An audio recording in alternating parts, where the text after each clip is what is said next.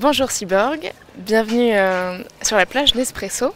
Tu fais partie des danseurs du film Climax de Gaspar Noé. Comment tu as atterri sur ce projet puisque à la base tu es danseur, tu fais du crump? Exactement, donc déjà bonjour, moi c'est Cyborg du coup, 24 ans. Alors, c'est un peu drôle, parce que du coup en fait ce film, enfin, c'était vraiment quelque chose qui m'est arrivé comme ça en fait. On avait déjà fait, si vous voulez, une vidéo qui s'appelle Les Indes Galantes, en crump en fait, avec un réalisateur de génie, on peut le dire, qui s'appelle Clément Cogitor.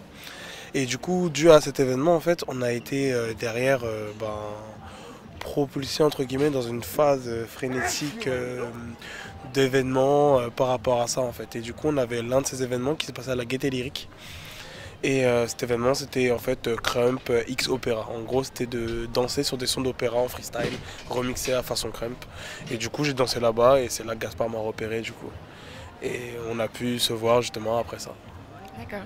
Et donc le casting réunit des danseurs professionnels, vous jouez tous votre propre rôle. Il y en a une dizaine à peu près. Est-ce que tu les connaissais déjà avant ou vous vous êtes rencontrés sur le tournage? Ça dépend desquels. Je connaissais déjà les danseurs électro.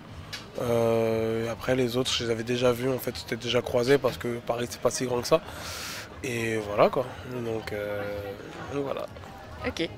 Et donc c'est ce que je disais, vous jouez votre propre rôle, mais c'est quand même assez trash, on peut le dire, ce qui se passe, puisque là on vous suit à la fin d'une résidence pendant une soirée. C'est un huis clos. Est-ce que tu as déjà connu une soirée qui a mal fini comme ça, ou une soirée avec plein de tensions, ou c'est vraiment purement fictif? Bah déjà, on jouait pas vraiment notre propre rôle. On était plus dans une habitation de nous-mêmes, mais dans un dérivé qui était du coup plus exagéré, on va dire. Donc en fait, on était vraiment dans un truc où on exagérait tout qui aurait pu se passer concrètement. Après, moi personnellement, je sors pas trop en soirée de base. Donc j'avoue que non, j'ai jamais trop vécu ça. En général, ça se passe plutôt bien mes soirées. En général, c'est chill, on danse, on s'amuse et il n'y a pas trop de choses comme ça. Je fume pas, je bois pas, je me drogue pas. Du coup, non, j'avoue que j'avais jamais trop vécu ça, mais c'était vraiment vraiment cool de le faire du coup sur le tournage. C'était une bonne expérience. D'accord. Donc dans le film Climax, il y a vraiment beaucoup de références à la fois littéraires mais aussi cinématographiques. Est-ce que Gaspard Noé t'a demandé par exemple de te renseigner sur des choses ou de voir des films Enfin, est-ce qu'il y a eu une préparation en amont? Pas vraiment, parce qu'en fait, il nous a déjà, comment dire, recrutés par rapport à cette caractéristique qu'il voyait en nous, cette folie qu'il voyait en nous, cette façon d'être, en fait, et de danser, d'habiter ce qu'on était. Et du coup, je pense qu'il a d'abord fait ça, en fait, juste essayer de regrouper une vingtaine de danseurs avec des personnalités différentes et des styles différents. Et du coup, on n'avait pas forcément de préparation en amont réelle, vu qu'en fait, on était déjà dans ça, en fait, on était déjà dans le climax. Comment tu envisages justement d'entrer dans le cinéma? Parce que là c'est déjà ton deuxième film. Clément Cogitor, il a également un très gros parcours derrière lui, c'est un artiste montant. Est-ce que tu penses continuer là-dedans ou pas? Je sais pas, ça dépend ce qu'on va me proposer. Si on me propose des choses intéressantes, pourquoi pas. Je suis ouvert à toute proposition, comme Climax, du coup, je suis jeune encore, je suis au début de ma carrière, j'estime l'être du moins. Et du coup, je suis ouvert à toute proposition. Donc voilà. Est-ce qu'on peut parler un peu de ta carrière de danseur? Tu fais du crump, est-ce que tu peux expliquer ce que c'est? Alors le crump signifie déjà Kingdom Radically File Matty Price, ok, en français. Ça fait des prières qui s'élèvent vers les cieux en fait. C'est une danse qui vient d'LA, en fait, qui a été créée dans les années 2000 par Tagay et Mio. C'est une danse en fait, on va retrouver pas mal d'influences parce qu'on a l'influence des Américains. En fait, on a le clowning qui est une grosse influence, on a la danse africaine aussi qui est une grosse influence et le hip-hop.